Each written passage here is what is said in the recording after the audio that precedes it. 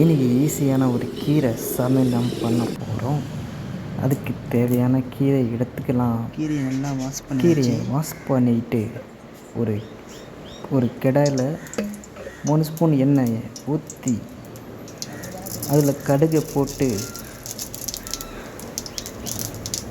கொஞ்சமாக வரமிளகா போட்டு அப்புறம் சின்ன வெங்காயத்தை நல்லா நறுக்கி போட்டு கிரள வேண்டும்.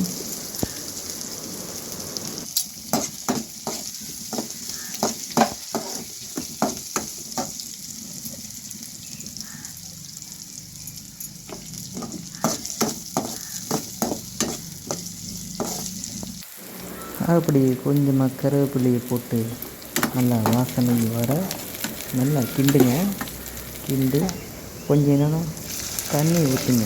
தண்ணி ஊற்றின பிறகு கொஞ்சமாக உப்பு போடுங்க. உப்பு நல்லா போடுங்க, உங்கள் தேவைக்கேற்ப உப்பு போடுங்க. அதுக்கப்புறம் மெயினான ஒரு கீரையை போடுங்க. இந்த கீரை உங்களுக்கு தெரியும், முருங்கைக்கீரை. எல்லா முருங்கைக்கீரையும் போட்டு நல்லா வதக்குங்க. கொஞ்ச நேரம் வதக்கட்டும். நல்லா வதங்கின பிறகு கொஞ்சம் மூடி வைப்போம்.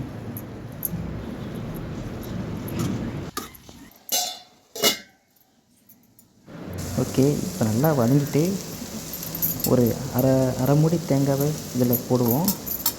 அப்போ தான் அந்த டேஸ்ட்டு நல்லா இருக்கும். ரெண்டுத்தையும் கிளறி கொஞ்சம் ஒரு 5 நிமிஷம் இருக்கட்டும். சிம்மில் வைங்க. வச்சின பிறகு சாப்பிட்லாம். இப்போ ரெடி, முருங்கைக்கீரை வறுவல் ரெடி. ஈஸியான இருக்கும். பார்த்து சாப்பிட்டு பாருங்கள், மிகவும் அருமையாக இருக்கும். இந்த டிஷ் எப்படி இருக்குன்னு கமெண்டில் சொல்லுங்கள். வணக்கமாக ஃபாலோ பண்ணிக்கங்க. நன்றி, வணக்கம்.